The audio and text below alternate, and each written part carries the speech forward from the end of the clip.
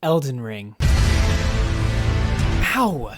Elden Ring has the worst, or best, OST FromSoft has ever created. There is no middle ground. In fact, Elden Ring itself is either the best or worst game FromSoft has ever created, period.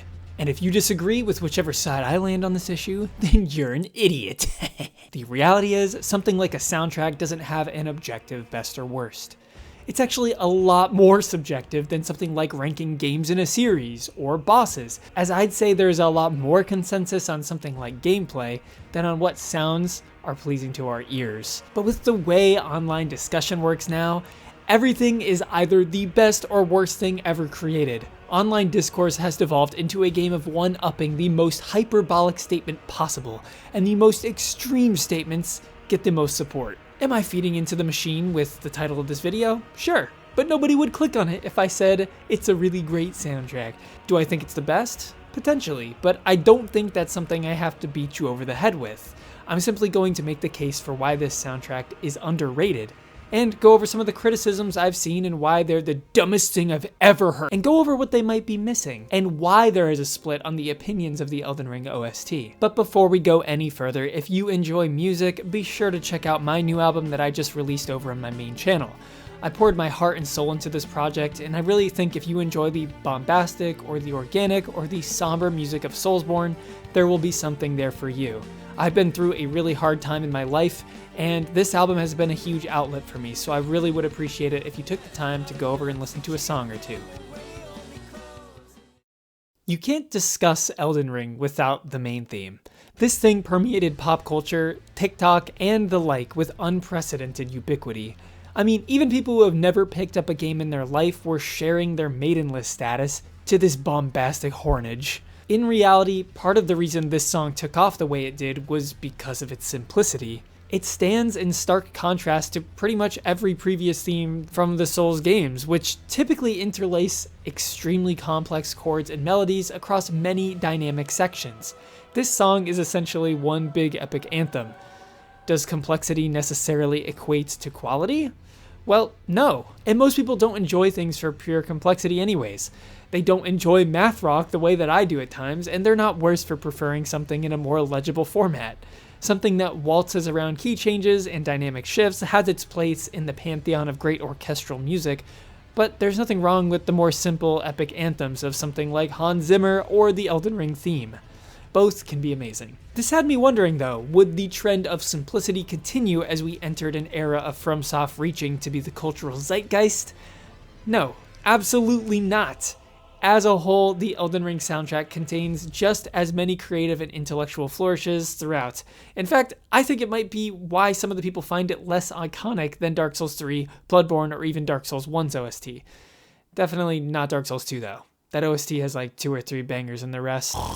But a lot of the big main boss themes are not necessarily as catchy as those from the other Souls games. Is it just me, or does the Elden Ring OST not hit like Bloodborne or Dark Souls? I'm a huge fan of From Software's OSTs and listen to one of the soundtracks every day, but I really can't say the same for Elden Ring. I have the same feeling. I literally can't remember any OST after finishing the game.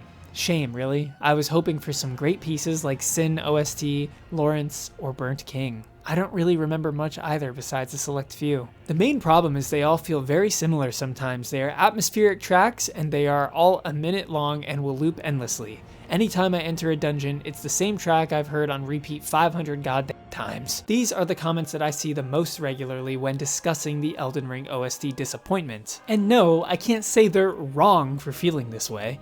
They can feel any way they want. But I would say that part of the reason that this sentiment arose is because not all the tracks are as instantly catchy as they are in previous titles.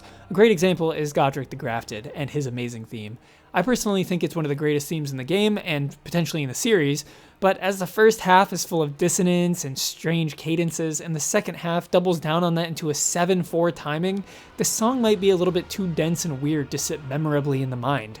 It would at least take a few listens to really get into. I think a similar argument can be made for God-Devouring Serpent, or Margit's theme, or Morgott's theme, although I think Godric's is far superior to these three. So this isn't necessarily a mark of quality, but it might not have the same wide appeal as something like Soul of Cinder or Gehrman's theme, which really have distinct, catchy, iconic melodies at the forefront. Some of these soundtracks focus on the unsettling atmosphere first and build with complex songwriting. Another reason for this complaint could be the sheer quantity.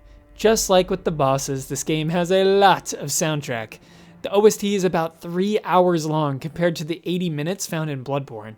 That's over double, and it definitely shows. There are some filler tracks, copied and pasted OST on bosses when it doesn't necessarily make sense, and all of that filler does make each introduction of music have slightly less charm than in the more limited showings of previous games. Every time the music showed up in one of the older titles, you knew shit was about to go down. Here, it can be a constant soundtrack of an endless adventure. It makes it stand out just that little bit less. But for sheer quantity of quality tracks, I'd put the main theme, Godskin Apostles, Lord's Apparition, Regal Ancestor Spirit, Lich Dragon Fortisac, Mohg's theme, Godric's theme, Melania's theme, Renala's theme, Radahn's theme, Godfrey's theme, and the final battle, all as at least S-tier FromSoft songs, which is definitely more than I can say for the average base FromSoft game. In fact, from the base Bloodborne OST, I think there are less songs that I would consider S-tier. Most of the best in Bloodborne comes from the DLC, which Elden Ring hasn't even received yet. God, I can't wait to see what they cook up in the orchestra for us. But I can see why being flooded with mid-filler tracks and bombarded with a lot of bombastic, dissonant, screaming choirs could get overwhelming and forgettable. Songs like Fortisac's didn't even do much for me, but now you catch me screaming along to the best drop in Elden Ring every time. There's more character in the Bloodborne soundtrack to be sure, partially due to the real orchestra they enlisted to play the music.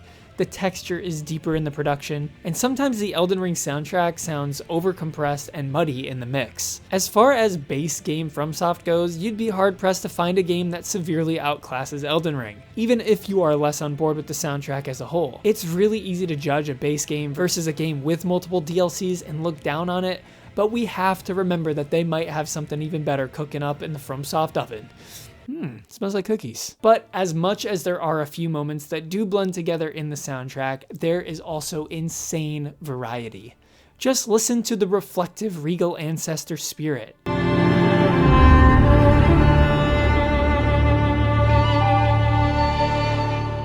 The pure evil of Mohg in his theme.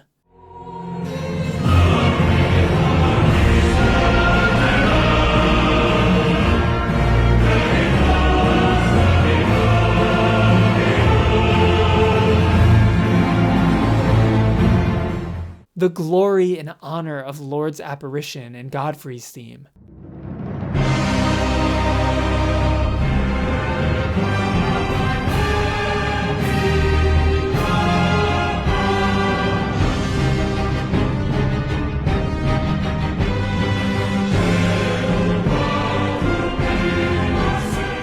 And the unstoppable grandeur and controlled chaos of Lich Dragon Fortisac. Radahn's is mourning yet powerful and dignified, and Godskin's Apostles are horrifically godly. I can't convince someone to like a song they don't like, but I don't really think I need to. I think I just need to remind people of what this OST has to offer for them to appreciate it.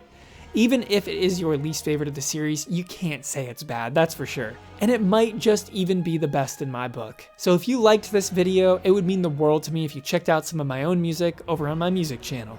Recently released the album, and I'm sure there's something there for you. Thanks for watching, hope you have a great day. Peace.